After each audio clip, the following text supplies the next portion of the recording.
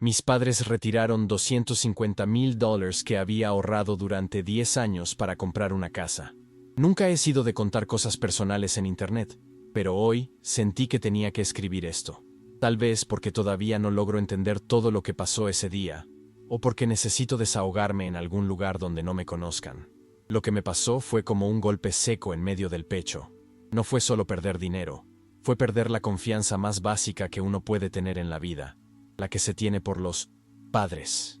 Todo sucedió en un solo día. Un día que comenzó normal, sin ningún indicio de lo que vendría después. Si alguna vez confiaste ciegamente en alguien, y esa persona te demostró que no sabías absolutamente nada sobre ella, vas a entender por qué estoy escribiendo esto. Me llamo Michael, tengo 28 años, y pasé los últimos 10 ahorrando cada centavo con un único objetivo: comprar mi primera casa, sin lujos, sin deudas, sin ayuda de nadie. Solo trabajo, paciencia y disciplina. Antes de continuar con la historia, no olvides dejar tu like y suscribirte a nuestro canal para estar al tanto de más cuentos como este. Desde los 17 empecé a trabajar y a ahorrar. Nada de vacaciones caras, nada de caprichos. Todo iba directo a una cuenta de ahorros que consultaba casi a diario, viendo cómo poco a poco ese número iba creciendo. 10 años después, había llegado a los $250,000. Mi meta era clara: comprar un apartamento pequeño, sencillo, pero mío. Ya había elegido la zona, tenía una idea del lugar y estaba listo para hacer los trámites. Esa mañana me levanté con esa emoción tonta que uno siente cuando está a punto de cumplir un sueño. Hice café, abrí la laptop y entré al banco. Pero cuando vi el saldo, me paralicé. Cero. Literalmente cero. Pensé que era un error del sistema. Cerré y volví a abrir. Nada. Cero. Me temblaban las manos. El corazón me latía tan fuerte que sentía que me iba a explotar en el pecho. No entendía nada. Me costaba respirar. Lo primero que hice fue llamar al banco. Me pasaron de una operadora a otra, hasta que por fin alguien me explicó que el dinero había sido transferido en una serie de movimientos durante los últimos 3 días. Lo extraño era que todas las transferencias salieron desde mi IP, desde mi propio dispositivo. No había señales de hackeo externo. No había alertas de seguridad. Nada fuera de lo común para el sistema. Eso me descolocó. ¿Cómo podía haber salido el dinero de mi cuenta desde mi propio computador, si yo ni siquiera había iniciado sesión esos días? En ese momento, una sensación horrible empezó a crecer en mi estómago. Me vino a la mente algo que había ignorado durante años. Mis padres solían usar mi computadora cuando necesitaban revisar algo rápido, pagar cuentas o buscar cosas en internet. Siempre lo vi como algo inofensivo. Nunca se me ocurrió cambiar la contraseña. Jamás imaginé que necesitaría protegerme de mi propia familia. Aún así, me negaba a pensar mal. Llamé a mi papá con la voz temblorosa. No quería acusar, solo necesitaba entender. Le pregunté si había visto algo raro en la computadora, si sabía algo. Su respuesta fue evasiva, incómoda. Me dijo que habláramos en persona. Cuando llegué a su casa, ya estaban los dos, él y mi madre, sentados como si estuvieran esperando una bomba. Y la soltaron. Me dijeron que sí, que habían tomado el dinero, que estaban pasando por un momento muy difícil, que el negocio de mi papá se había hundido, que mi hermano menor había tenido problemas legales, que ellos sabían que yo era fuerte y que de algún modo iba a poder recuperarlo. Me lo dijeron como si estuvieran pidiéndome perdón por haber roto una taza. En ese momento no sentí rabia. Sentí algo peor. Vacío. Un hueco helado adentro que me dejó sin palabras. Recuerdo que me quedé ahí sentado, sin moverme, mientras ellos seguían hablando. Me explicaban sus razones como si eso lo justificara todo, que eran mis padres, que solo querían proteger a la familia, que el dinero iba a volver, eventualmente. Pero yo ya no escuchaba. Solo veía sus bocas moviéndose, sin que las palabras llegaran a mi cabeza. Lo único que podía pensar era, ¿cómo pudieron? 10 años de mi vida, de esfuerzos, de decisiones difíciles, todo desaparecido en 3 días. Me fui de esa casa sin gritar, sin llorar, sin decir nada. Solo agarré las llaves del auto y manejé sin rumbo.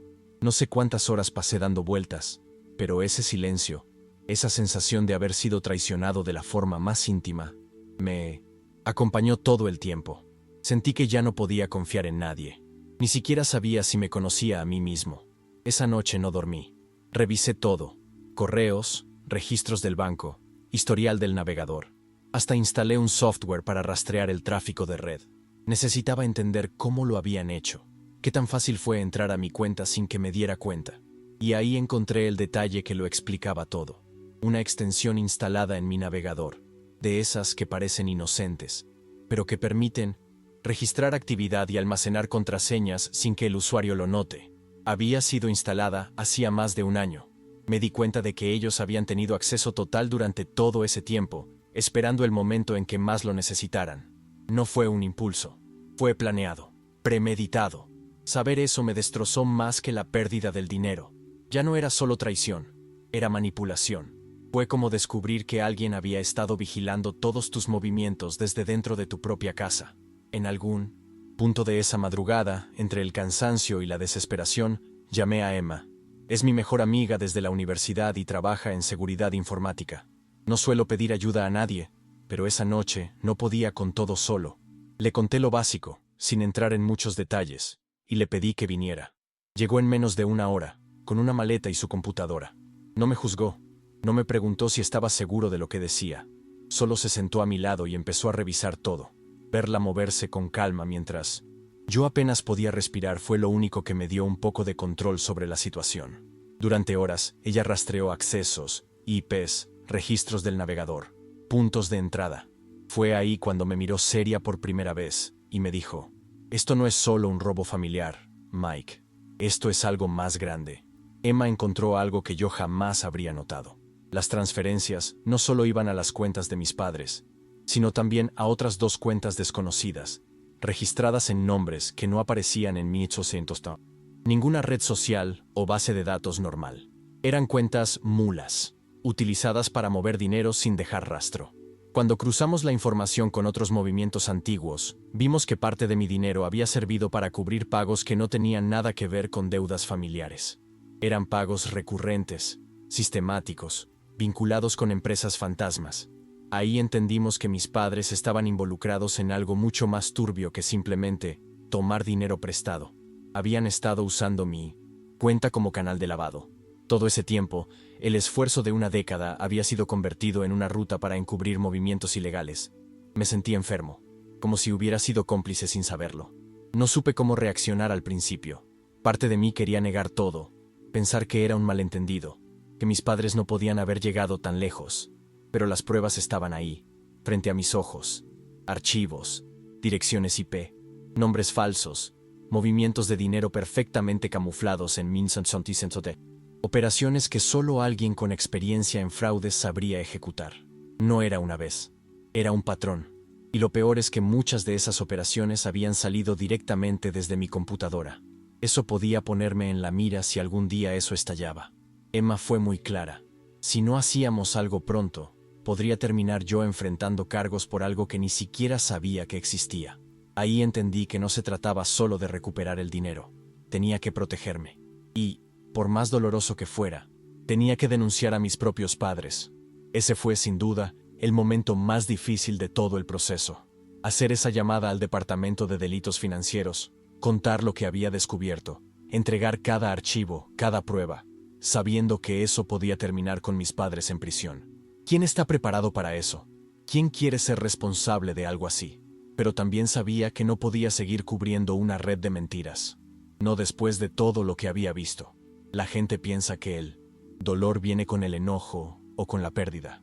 Pero a veces el dolor más grande es ese que te deja vacío, cuando ya ni siquiera sabes si lo que estás haciendo es lo correcto, pero no tienes otra opción. Después de entregar todo, pasé horas sentado en el piso del departamento, mirando la pantalla apagada. No lloré, no grité, solo sentí un silencio absoluto, como si el mundo se hubiera detenido por completo. Los días siguientes fueron un torbellino. Agentes federales vinieron a casa, hicieron preguntas, confiscaron el equipo, revisaron todo lo que ya habíamos encontrado Emma y yo. No dijeron mucho, pero sus caras lo decían todo. Sabían que esto era serio. Me explicaron que iban a iniciar una investigación formal y que probablemente necesitarían más información. Yo cooperé en todo. Firmé documentos, entregué correos, accesos, hasta mis cuentas personales.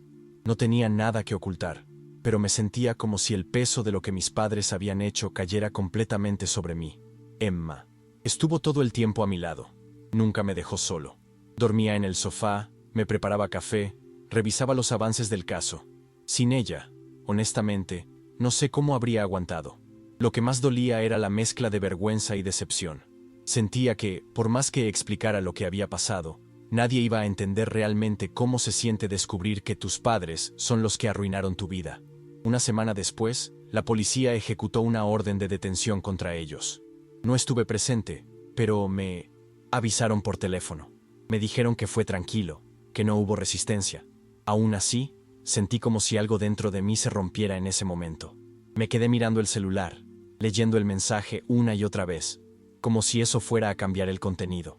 Mis padres estaban presos, y no por error, no por una injusticia, por algo que realmente hicieron. Yo los había entregado, y aunque sabía que era lo correcto, no había nada en mí que se sintiera bien con eso. Esa noche soñé con ellos, con mi infancia, con los momentos en que creía que mi familia era mi lugar seguro. Al despertar, me invadió una tristeza profunda, una de esas que no se quitan ni con el tiempo ni con explicaciones, esas que simplemente se quedan ahí, como una sombra. A partir de ahí, todo fue un proceso lento, casi surrealista. El caso avanzó más rápido de lo que esperaba. Descubrieron que no solo habían usado mi cuenta, sino también las de otros familiares, incluso de amigos cercanos de mis padres. Había todo un esquema detrás: lavado de dinero, evasión fiscal, cuentas falsas, cosas que nunca habría imaginado que mis padres siquiera conocieran. Y sin embargo, ahí estaban los documentos, los movimientos, los nombres. Al final, fueron condenados. El juez ordenó la devolución parcial del dinero, aunque no todo pudo recuperarse. Una parte importante estaba en cuentas bloqueadas, o se había perdido en transacciones difíciles de rastrear. Pero la justicia, de alguna manera, se hizo.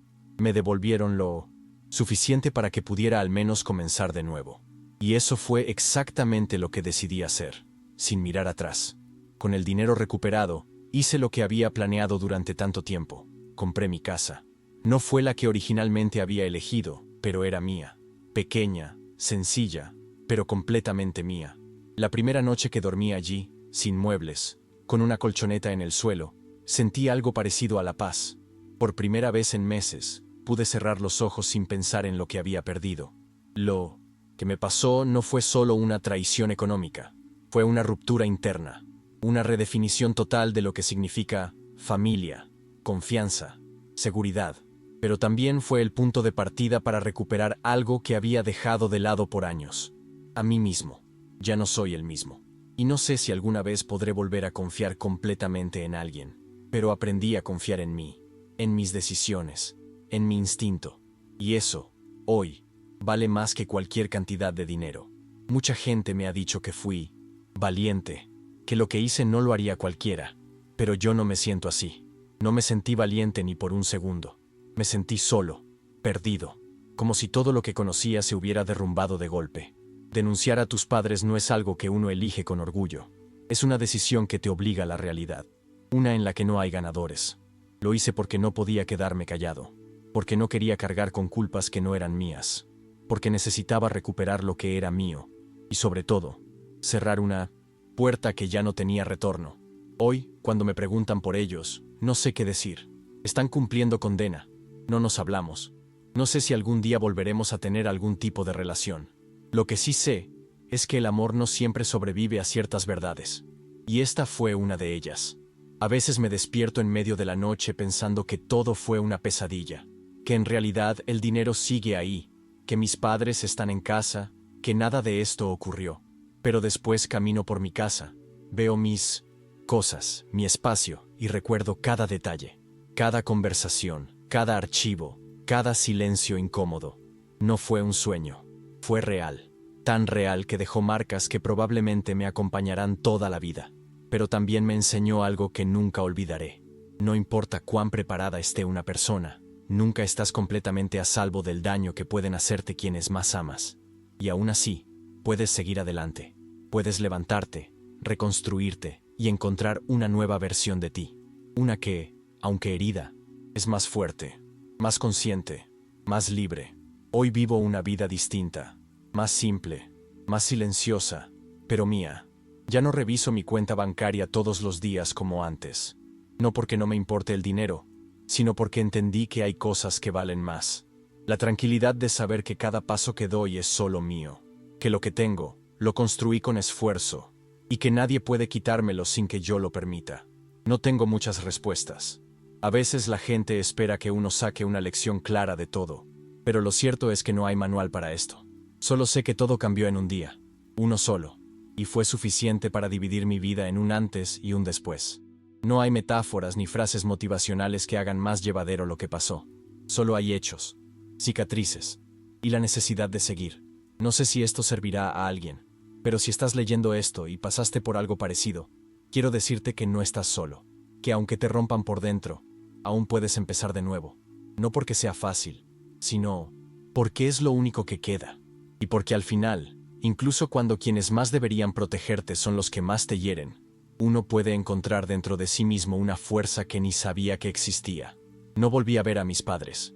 No tengo idea si me odian, si me extrañan, o si se arrepienten. Lo único que sé es que esa parte de mi historia terminó. Así como empezó, sin aviso, sin explicación. Un día, todo colapsó. Y otro día, simplemente, siguió. Terminé. Si llegaste al final de esta hermosa historia, comenta qué te pareció para que sepa que viste el video completo, y no olvides suscribirte y dejar tu like. Nos vemos en el próximo cuento.